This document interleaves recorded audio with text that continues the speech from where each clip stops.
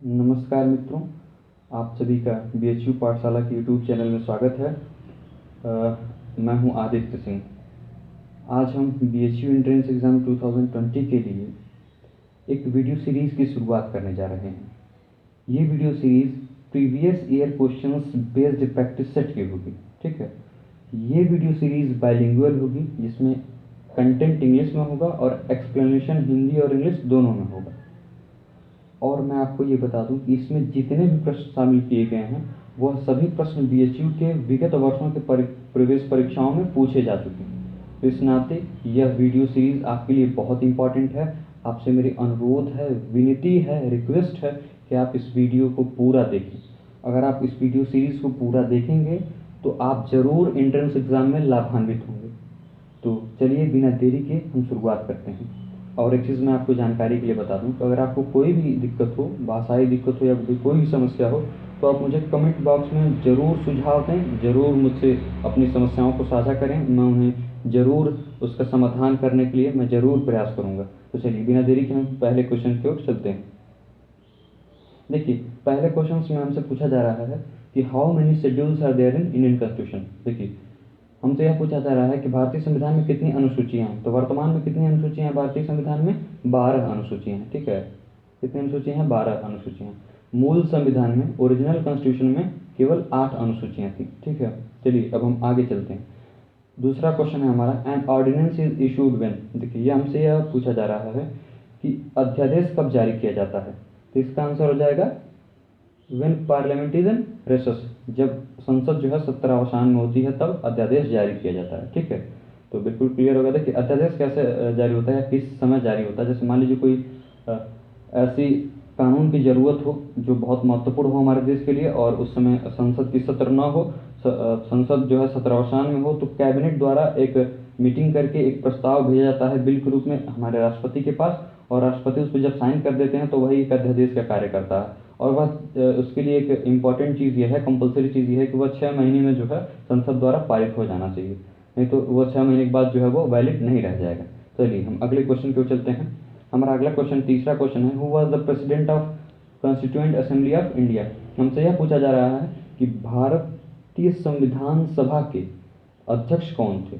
तो अध्यक्ष कौन थे? डॉक्टर राजेंद्र प्रसाद। एक विशेष चीज़ आपको मैं बता दूं कि भारतीय संविधान सभा के प्रथम अस्थायी अध्यक्ष कौन थे? सच्चिदानंद सिन्हा जी। और पहली बैठक कब हुई थी संविधान सभा की? 9 दिसंबर 1946 को। और 13 दिसंबर 1946 को जो है वो डॉक्टर राजेंद्र प्रसाद जी को कॉन्स्टिट्यूएंट असेंबली यानी संविधान सभा का अध्यक्ष चुना गया था।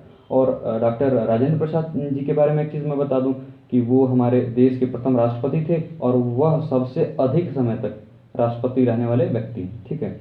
तब हम आगे चलते हैं। हमारा अगला प्रश्न है, directive principles of state policy in Indian constitution has been taken from the constitution. हमसे यह पूछा जा रहा है कि जो हमारे भारतीय संविधान में राज्य के नीति निर्देशक तत्व हैं वह कहाँ से उद्धृत हैं, वह कहाँ से लिए गए हैं। तो उसका आंसर क्या हो जाएगा? आयरलैंड। देखिए, आयरलैंड से एक और महत्वपूर्ण चीज़ ली गई है, वह यह है कि जो राज्यसभा में 12 सदस्यों का मनोनयन होता है, nomination of 12 members in Rajya Sabha, जो राष्ट्रपति के द्वारा होता है, वह भी जो है आयरलैंड से ही लिया गया है। तो देखिए, अब हम अगले ऑप्शंस में थोड़ा सा देख लेते हैं किस देश से क्या लिया गया है। ब्रिटेन से क्या लिया गया है? आप सभी जानते हैं parliamentary system, rule of law, ये सब चीज़ें ब्रिटेन से ली गई है। सिंगल सिटीजनशिप, ये भी ब्रिटेन से लिया गया है। उसके बाद यूएसएसआर से क्या लिया गया है? फंडामेंटल ड्यूटीज़ जो है बहुत इंपॉर्टेंट है, मौलिक कर्तव्य जो है ये रूस से लिया गया है, जिसको यूएसएसआर कहा जाता है। और जिसका पूर्व नाम है यूएसएसआर, आज के समय में वो अलग अलग 15 देश हो चुके हैं। और देखिए, ये फ्रांस से क्या लिया गया? फ्रांस से इक्वलिटी, फ्रेटर्निटी और लिबर्टी जो है वो फ्रांस से लिया गया है। तो चलिए, बिल्कुल आसान से प्रश्न थे, बिल्कुल क्लियर हो गया होगा, लेकिन बहुत महत्वपूर्ण प्रश्न है ये प्रश्न जो हैं बीएचयू के विगत वर्षों के परीक्षाओं में पूछे जा चुके हैं, इसलिए ये बहुत इंपॉर्टेंट है। तो चलिए हम अगले वीडियो में अगले स्लाइड में चलते हैं। देखिए, तो अगला प्रश्न है हमारा, presiding officer of Rajya Sabha is a member of which of these houses. देखिए, हमसे यह पूछा जा रहा है कि जो राज्यसभा के सभापति होते हैं वह निम्न में से किस सदन के सदस्य होते हैं। तो देखिए, मैं आपको एक चीज़ बताता हूँ, जो भारत में राज्यसभा के सभापति होते हैं वह होते हैं भारत के उपराष्ट्रपति जी, ठीक है। और देखिए, भारत के उपराष्ट्रपति जी किसी भी सदन के सदस्य नहीं होते, तो इसलिए हमारा क्या ऑप्शन में सही हो जाएगा? नन ऑफ द एबव, ठीक है। तो एक मिनट मैं सही कर रहा हूँ वीडियो को। तो इसका हमारा ऑप्शन क्या करेक्ट हो जाएगा, नन ऑफ दी एबव, ठीक है। उसके बाद हम आगे चलते हैं। अगला प्रश्न हमसे पूछा जा रहा है कि when did the universal declaration of human rights take place. देखिए हमसे यह पूछा जा रहा है कि मानवाधिकार का सार्वभौमिक घोषणा कब की गई थी। तो इसका उत्तर है, हमारा करेक्ट आंसर है 10 दिसंबर 1948 को। देखिए, और मैं एक चीज़ इससे संबंधित बता दूं, 10 दिसंबर को ही अंतर्राष्ट्रीय मानवाधिकार दिवस मनाया जाता है, ठीक है।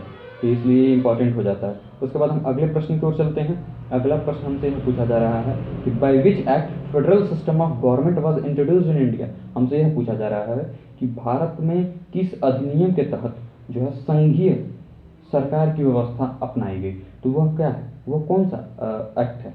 तो वह है गवर्नमेंट ऑफ इंडिया एक्ट 1935, भारतीय शासन अधिनियम 1935, ठीक है। 1935 के भारतीय शासन अधिनियम से जो है यह संघीय सरकार की व्यवस्था को अपनाया गया था, ठीक है, लागू किया गया था। और वो बहुत महत्वपूर्ण है जो गवर्नमेंट ऑफ इंडिया एक्ट 1935 है, क्योंकि ऐसा माना जाता है कि करीब 250 से अधिक अनुच्छेद जो है उस अधिनियम से अक्षरशः हमारे संविधान में शामिल किए गए हैं, इसलिए उसकी महत्व बढ़ जाती है। अब हम अगले क्वेश्चन की ओर चलते हैं। हमारा 8वां प्रश्न है, how many members are there in public accounts committee of parliament. देखिए, तो उसमें कुल 22 सदस्य होते हैं, जिसमें 15 सदस्य लोकसभा से और 7 सदस्य जो होते हैं वो राज्यसभा से होते हैं। तो चलिए, बिल्कुल क्लियर हो गया आपको। एक चीज़ मैं बता दूं, वर्तमान में इसके अध्यक्ष कौन है। इसके अध्यक्ष अधीर रंजन चौधरी हैं। और एक चीज़ विशेष आप जान जाइए कि जो लोक लेखा समिति होती है उसके अध्यक्ष जो हमेशा विपक्ष के सदस्य होते हैं, नहीं कि सत्ताधारी दल के सदस्य जो उसके अध्यक्ष नहीं बन सकते, ठीक है। तो आप इसको बिल्कुल क्लियर कट याद रखेंगे, ये बहुत इंपॉर्टेंट है। चलिए अगले क्वेश्चन की ओर चलते हैं। हमारा अगला प्रश्न है, who is the writer of stories शतरंज के खिलाड़ी एंड कफन। देखिए, यहाँ दो प्रश्न हैं हमसे, मतलब दो कहानियाँ दी गई हैं और उसमें हमसे पूछा जा रहा है कि इनके लेखक कौन है। हम यहाँ दी गई है कि शतरंज के खिलाड़ी और कफन कहानी के लेखक या रचनाकार कौन है। तो हमें सिंपल सा पता है, हमारे श्रद्धेय मुंशी प्रेमचंद जी हैं, जो हमारे बनारस के लमही में जन्मे थे और वही उनका कार्यक्षेत्र भी रहा। उनका कार्यक्षेत्र बहुत लंबा भी रहा। और देखिए, उनके बहुत से महत्वपूर्ण रचनाएं हैं, जैसे गोदान है, फिर उसके बाद फिर रंगभूमि है, कर्मभूमि है। ऐसे ही बहुत सी उनकी इम्पोर्टेंट रचनाएं हैं, इसलिए आपको उनको याद करना होगा, क्योंकि बीएचयू के विगत वर्षों के प्रवेश परीक्षाओं में उनसे संबंधित बहुत से प्रश्न पूछे गए हैं, इसलिए उनको आपको एक बार उनकी रचनाओं को ध्यान से देखना होगा। तो चलिए हम अगले प्रश्न की ओर चलते हैं कि where is the secretariat of SAARC located. हमसे यह पूछा जा रहा है कि जो सार्क है, जिसको हिंदी में दक्षेस कहा जाता है, दक्षेस का जो सचिवालय है वह कहाँ पर स्थित है। तो उसका सचिवालय जो है वह काठमांडू में स्थित है, ठीक है। मैं एक चीज़ आपको बता दूं, इस सार्क की स्थापना जो है वह 1985 में, यानी 8 दिसंबर 1985 को ढाका, बांग्लादेश की जो राजधानी है वहीं हुई थी, ठीक है। आप बिल्कुल इसको अच्छे से याद रखेंगे, कंफ्यूज नहीं होना आपको। इसका सचिवालय, सार्क का सचिवालय कहाँ पे है, काठमांडू में, लेकिन इसकी स्थापना कहाँ हुई थी, ढाका में, 8 दिसंबर 1985 को। अब हम अगले वीडियो की ओर, अगले क्वेश्चन की ओर चलते हैं। देखिए, अगला क्वेश्चन है हमारा, who is known as the father of local self government in India. देखिए, हमसे यह पूछा जा रहा है कि भारत में स्थानीय स्वशासन के जनक के रूप में किसे जाना जाता है। तो हमारा आंसर क्या रहेगा, लॉर्ड रिपन, ठीक है। हम बिल्कुल इसको अच्छे से याद करना है आपको, बिल्कुल ध्यानपूर्वक इसको याद करना है, ये प्रश्न कई बार पूछा जा चुका है। देखिए, तो इसके आगे हम चलते हैं। When was Indian independence act 1947 passed. हमसे यह पूछा जा रहा है कि भारतीय स्वतंत्रता अधिनियम 1947 कब पारित किया गया। तो इसका आंसर क्या है, 18 जुलाई 1947। इसको आपको अच्छे से याद करना है, ठीक है। ये बहुत ही महत्वपूर्ण प्रश्न है। अब हमसे यह आगे पूछा जा रहा है, who ascended the throne after the death of Shivaji. Shivaji के मृत्यु के बाद राजगद्दी पर कौन बैठता है। तो वह कौन बैठते हैं, साहू जी, ठीक है। एक चीज़ मैं बता दूं सार्क के बारे में, सार्क के वर्तमान में कितने सदस्य हैं, कृपया आप कमेंट बॉक्स में बताएं। मैं आपको कमेंट बॉक्स में ज़रूर आपको रिप्लाई करूंगा। अगर आप बताएंगे संख्या, तो अगर आप सही बताएंगे तो मैं उसको सही भी बताऊंगा, और आप गलत बताएंगे तो मैं आपको करेक्ट भी करूंगा। लेकिन आप कमेंट बॉक्स में ज़रूर बताएं कि वर्तमान में सार्क के कितने सदस्य हैं। चलिए अब हम आगे चलते हैं। देखिए, हमारा 14वां प्रश्न है, the battle of Plassey was lost due to the betrayal of. देखिए, हमसे यह पूछा जा रहा है कि प्लासी का युद्ध जो है किसके विश्वासघात के कारण हारा गया था, ठीक है। तो तो वहाँ किसका विश्वासघात था? मीर जाफर का, ठीक है। इसको हम बिल्कुल अच्छे से याद रखेंगे।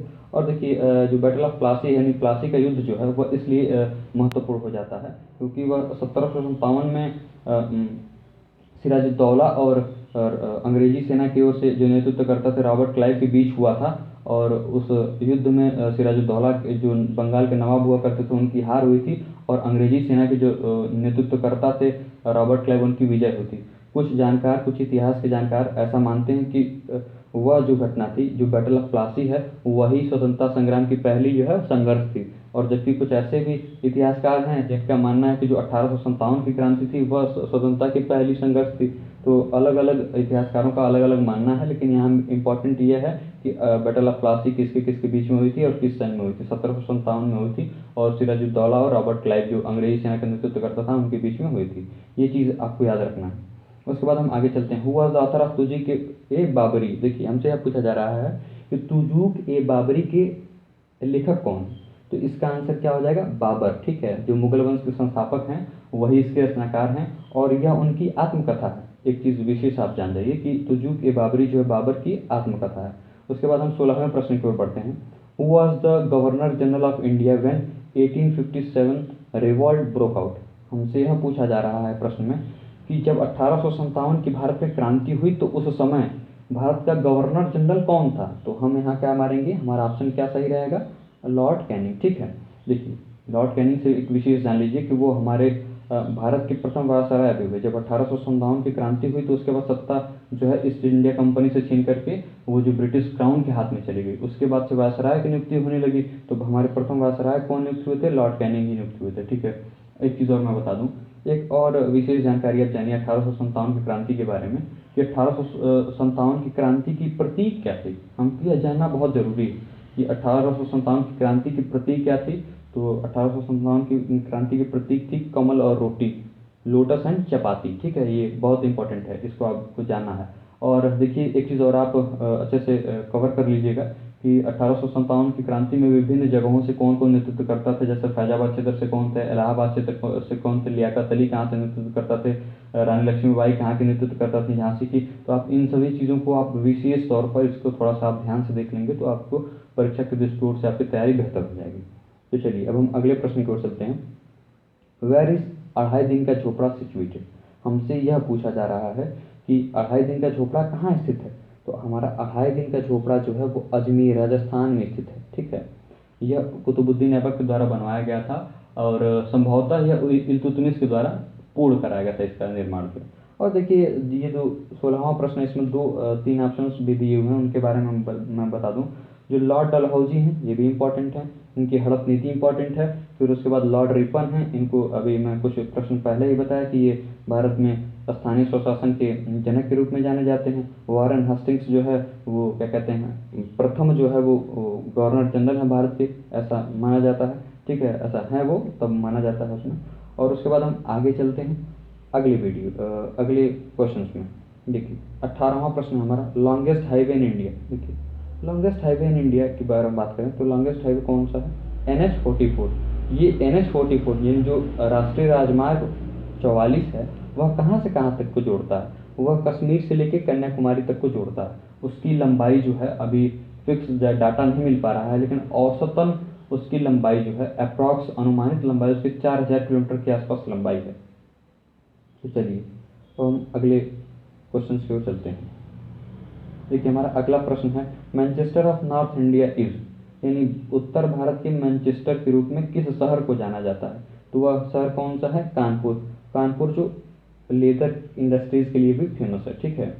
और इसके बारे में आप आगरा जानते हैं, ताजमहल है। जयपुर जानते हैं, वहाँ हवा महल है, ठीक है। और लखनऊ आप जानते हैं बाड़ा एवं बड़ा है। तो इन सब चीज़ों को भी आप थोड़ा बहुत याद करते रहिए, हो सकता है कुछ प्रश्न आ जाएं।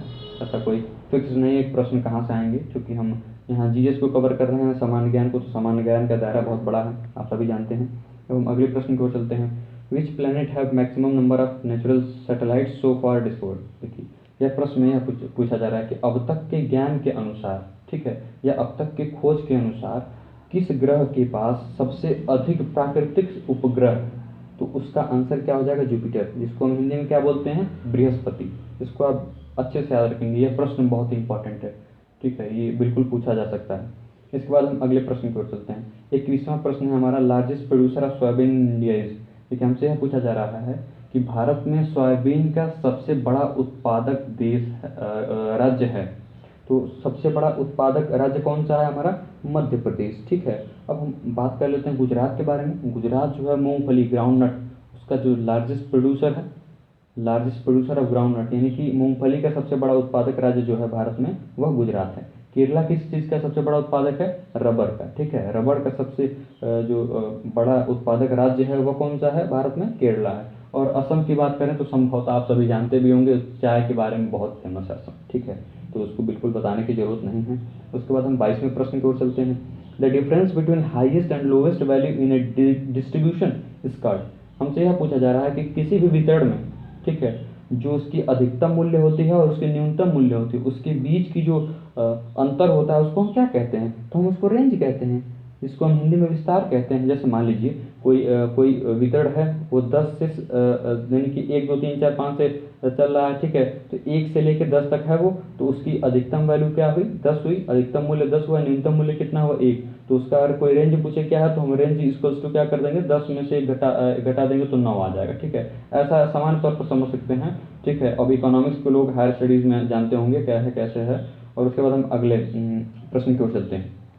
तो हमारे पास अगला प्रश्न है, national rural employment guarantee scheme was started in the year. हमसे यह पूछा जा रहा है कि जो नरेगा है वह कब स्टार्ट किया गया था? जो राष्ट्रीय ग्रामीण रोजगार गारंटी योजना है उसकी शुरुआत कब हुई थी? तो उसकी शुरुआत कब हुई थी? 2 फरवरी 2006 को हुई थी। और एक चीज़ जान जाइए आप, जो नरेगा एक्ट आया था, नेशनल रूरल एम्प्लॉयमेंट गारंटी जो एक्ट आया था वह 2005 में आया था, ठीक है, आप बिल्कुल इसको जानेंगे। यह शुरुआत में 200 जिलों में इसको लागू किया गया था। फिर उसके बाद सन 2008 में 2 अक्टूबर को इसका नाम बदल के क्या कर दिया गया? Mahatma Gandhi national rural employment guarantee scheme, ठीक है। तो बिल्कुल आपको क्लियर हो गया होगा, बिल्कुल आप अच्छे से पढ़िए, इसको बहुत ध्यान से पढ़िए, बिल्कुल सब कुछ आपको क्लियर होता चलेगा। अगर कोई भी परेशानी हो, कोई भी समस्या हो, तो आप कमेंट बॉक्स में ज़रूर हमें सुझाव दें, ज़रूर अपनी समस्याओं को बताएं, हम ज़रूर उसका समाधान करेंगे। देखिए एक चीज़ और है कि जो नरेगा है ये हमारा इकोनॉमिक राइट भी है, ठीक है, हमारा आर्थिक जो है वह अधिकार भी है। तो चलिए हम अगले क्वेश्चन की ओर चलते हैं। देखिए अगला क्वेश्चन है हमारा, which of the following is not the function of commercial bank. हमसे यह पूछा जा रहा है कि निम्न में से कौन सा जो है वाणिज्यिक बैंक का कार्य नहीं है? तो देखिए पहला है ऑप्शन एक्सेप्टेंस ऑफ डिपॉजिट्स। देखिए जो जमा को स्वीकार करना ये वाणिज्यिक बैंक का काम है। इश्यू ऑफ करेंसी ये वाणिज्यिक बैंक का कार्य नहीं है। यह किसका कार्य है? RBI, reserve bank of India, जो भारत का सेंट्रल बैंक ऑफ इंडिया यानी भारत का केंद्रीय बैंक कौन सा है? आरबीआई। उसका कार्य है नोटों का निर्गमन करना, यानी कि करेंसी का निर्गमन करना, यानी कि निकालना, ठीक है। क्रेडिट क्रिएशन ये कार्य यानी साख का जो निर्माण करना है वह कार्य किसका है? वाणिज्यिक बैंक का है, ठीक है। एडवांसिंग लोन यानी ऋण देना किसी को, यानी लोन देना किसी को, ये कार्य किसका है? वाणिज्यिक बैंक का है। लेकिन हमारे यहाँ बैंकों के बैंक यानी कि रिजर्व बैंक को जो है उसका कार्य क्या है? इशू ऑफ करेंसी जो है उसका कार्य है, ठीक है। तो आपको बिल्कुल क्लियर हो गया होगा, आप बिल्कुल समझ गए होंगे, कोई परेशानी नहीं होगी, मुझे ऐसी आशा है, ऐसी उम्मीद है। फिर हम अगले प्रश्न को चलते हैं। मोड इज इक्वल टू, अब देखिए ये इकोनॉमिक्स का अच्छा खासा प्रश्न है, यह भी प्रश्न विगत वर्षों में पूछा गया है। तो देखिए मोड इज इक्वल टू हमसे यह पूछा जा रहा है, तो क्या होगा? 3 मीडियन माइनस 2 मीन, यहाँ पूछा जा रहा है बहुलक बराबर क्या होगा? 3 माध्यिका माइनस 2 माध्य, ठीक है, बिल्कुल क्लियर है, बहुत आसान सा प्रश्न है, आप इसको अच्छे से समझिए बस। उसके बाद हम अगले प्रश्न की ओर चलते हैं। When marginal utility diminishes total utility, हमसे यह पूछा जा रहा है जब सीमांत उपयोगिता घटती है तो कुल उपयोगिता में क्या परिवर्तन आता है? तो कुल उपयोगिता जो है वह घटती है, ठीक है, वो डिमिनिश करती है, यानी वो मतलब कि सॉरी वो बढ़ती है, इंक्रीज करती है, सॉरी, इसको आप बिल्कुल क्लियर कर लीजिएगा, वो इंक्रीज करती है, ठीक है, वो इंक्रीज करती है। आप इसको बिल्कुल आसानी से समझ सकते हैं।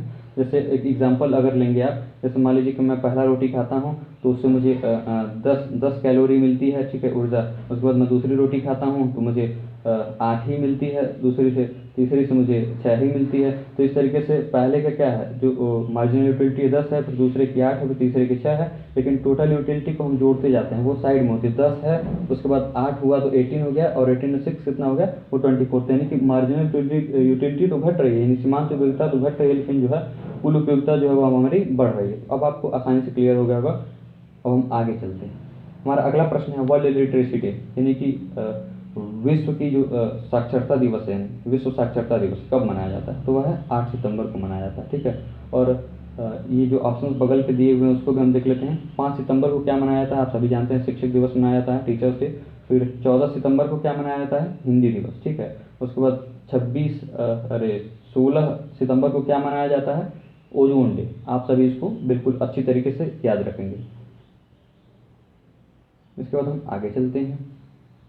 Night blindness is caused by the deficiency of, देखिए हमसे यह पूछा जा रहा है कि जो रतौंधी होती है वह किस विटामिन के कारण होती है, किस विटामिन के कमी के कारण होती है, तो उसका क्या आंसर होगा, विटामिन ए। ठीक है, यानी कि रतौंधी में क्या होती है समस्या, रात को व्यक्ति को दिखती नहीं। ठीक है, रात को व्यक्ति को रोशनी कम हो जाती है, दिखती नहीं। ठीक है, दिखता नहीं उसको कुछ।